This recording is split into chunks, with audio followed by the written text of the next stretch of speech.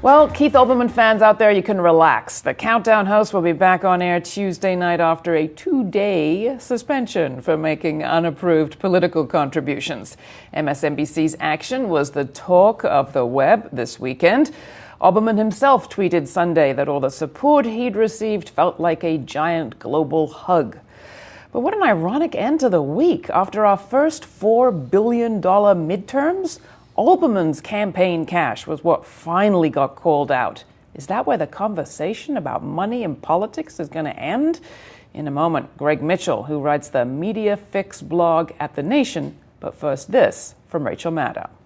You may have heard today that my colleague and friend Keith Olbermann was temporarily suspended from his job hosting Countdown on this network because he made 3 personal political donations to candidates in this last election cycle. Let this incident lay to rest forever. The facile, never true anyway, bullpucky, lazy conflation of Fox News and what the rest of us do for a living.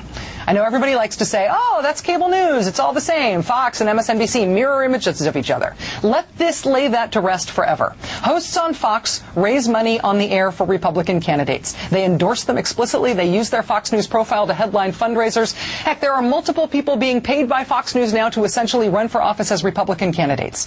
If you count not just their hosts, but their contributors, you are looking at a significant portion of the whole lineup of Republican presidential contenders for 2012. They can do that because there's no rule against that as Fox. They run as a political operation. We're not.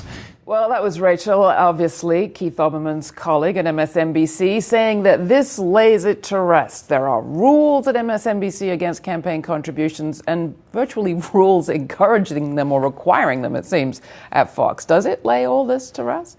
Well, not really. I think the debate, at least on the journalism side, about the ethics of endorsing candidates, funding candidates, will continue. And I think one of the interesting things that's come out about just NBC and MSNBC is this whole question of, well, you're not supposed to donate, but if you get approval, you can. So that seems like a tremendous contradiction if you go and say, as we saw with Joe Scarborough and others at MSNBC who have donated to candidates but apparently got approval ahead of time. But her point about the false equivalency, or the false, what she calls the false equivalency between MSNBC and Fox, is that at least laid to rest?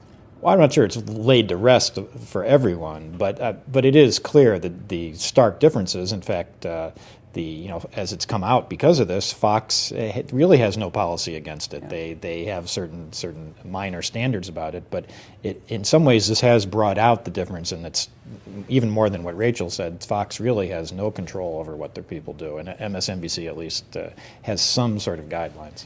Now, the group FAIR, Fairness and Accuracy in Reporting, my former colleagues made a very good point, I thought, that while this conversation is happening about the hosts, there's a whole nother conversation that needs to be happening about the parent companies. We know about the giving habits of Rupert Murdoch, who owns Fox. He gave $1 million to the Governors Association, the Republican Governors Association. On GE's side, MSNBC's parent company, more than $2 million also given this election cycle, largely to beat back caps on corporate, any sort of rescinding of caps on corporate tax pay. Right, then you have the Comcast coming in and so forth. So, there doesn't seem to be much concern about the corporate parents' payments, and then the larger question of just the gross explosion this year in campaign financing of across the board with outside groups and inside groups and so forth. So this was really perhaps if it's not corrected, a real turning point in American politics. I mean, it just struck me after a week in which people should have been reflecting, many of us were reflecting on campaign cash, the amount of money that was spent on this election, for us to end up calling out Keith Olbermann as the problem just seemed like the ultimate irony. Well, it was interesting to follow the protests online with Olbermann, where a lot of people didn't really battle so much they weren't so much concerned that he had been suspended, but that he wouldn't be brought back. And the concern was that because of the corporate parents, because of perhaps some changes coming at MSNBC, that he would not be brought back at all or would be fired, very shortly. So the petition drives and so forth was very much focused on bringing him back and not so much fighting what had actually happened. But are you comfortable with there being rules on those who are on camera, who are forming opinions in that formal kind of sense, versus no rules on the corporations that own the company? No, of course not. I mean, there should be, and it should be full disclosure, you know. Whatever the corporations are doing or individuals are doing, you know, especially opinion people on TV. You know, if it comes out, I think Olbermann was in a bit of a sensitive position because he had donated at the end, but he had donated near the end of a campaign. He was still covering, he was interviewing some of the people, so it was kind of a perfect storm of bad timing. But certainly, any rules should go for everyone in terms of that kind of disclosure. Yeah. Fox clearly has no qualms, and that was sort of expressed in a rather horrible interview, I thought, with Chris Wallace on The Daily Show. Take a look. Right. Congratulations to you. Congratulations to your team at Fox. Great job. You guys did it. You worked hard, and you pulled it off. Terrific. You mean the fact that we had the highest ratings and more ratings than CNN and MSNBC combined? No. Retaking control of the House of Representatives. You did it. Yes. We are thinking of doing, because so many of the potential candidates work at Fox now as Fox News contributors. Right. We're thinking of a 13-week series like American Idol or Dancing with the Stars, the GOP presidential primary. That's such and a we'll good have idea. We'll have it every week, and at the end, people can vote.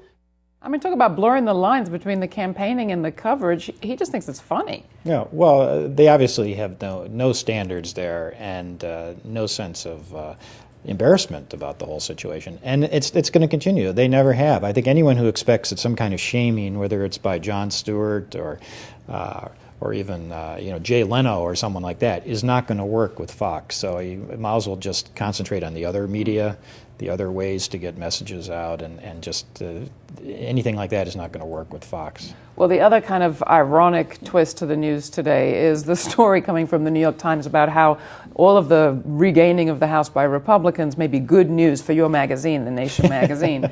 And a rather snide interview, I thought, with Katrina vanden Heuvel, editor and publisher, making sure to mention that she was sipping champagne in the Nation office election night. Was she?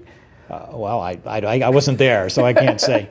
But there's certainly a lot of great things going on at The Nation that was left unsaid, including some of the journalism, some of the great scoops they've had lately, and collaborative things. Also the fact that the advertising decline, which it focused on, is a very small part of the magazine, and that the magazine really survives and thrives because of funders and individuals who give money because they think the journalism is different, because they think it's a place of principle, that they think it's not like everyone else. And that's really what was sort of lost. I mean, you could certainly have had a business section story about the diverse sources of revenue and income for The Nation magazine, but instead this kind of may have been bad for the country, but it was good for the magazine, suggesting it's all sort of a cynical ploy somehow. Yeah, well, but it certainly is true that certainly, I'm sure The Nation expected a bit of a downturn when Obama and the Democrats came in. It always happens. It's a cliche, but it is true, and it's to be expected. So I don't think anyone at The Nation was surprised by some kind of downturn. But to focus on that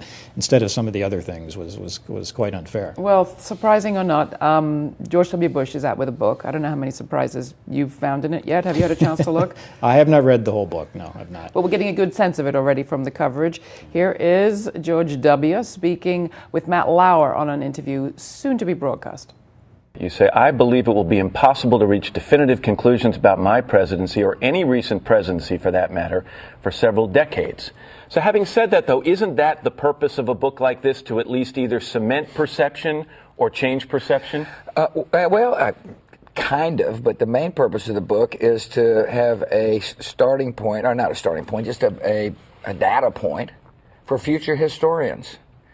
Because this may seem strange to you, I really don't care about perceptions at this point in time.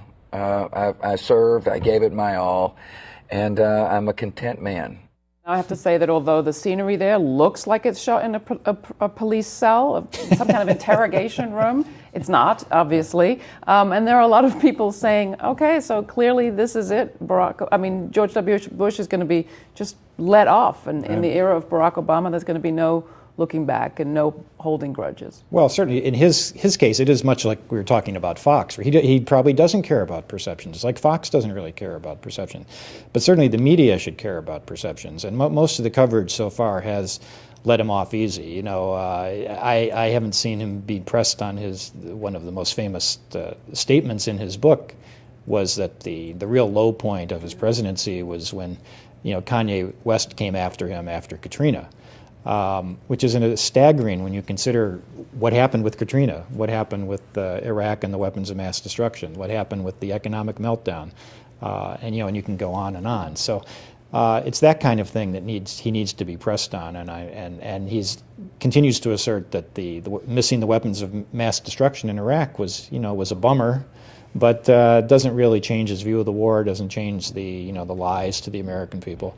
And of course the media was caught up in those lies too, so they should really hold his feet to the fire. Finally, when it comes to settling scores or putting facts out there, it looks as if Hollywood might be doing a better job than some journalists did covering Valerie Plame. The new movie Fair Game is about to come out. Right. You've been writing about it a lot. Worth seeing, is it? Yes, well, I think so. I think it's rolling out slowly in theaters, so it's not really all around the country right now. But I think what it provides is much of the film focuses on her work in the CIA. This is what not only was kind of forgotten, but what was debunked by or attacked by Republicans over and over. You had testimony in Congress, you had CIA directors, you had former CIA directors, everybody testifying under oath that she was this covert opera, had a sensitive job, very important job, and yet the Republicans and the media were allowed to go on and on, questioning her, saying it was no big deal that she was outed. And so the film is certainly a corrective on that level. All right, we'll have more information on that at our website, GRITtv.org. Thanks for coming in, Greg. You can find Greg's Media Fix column at thenation.com.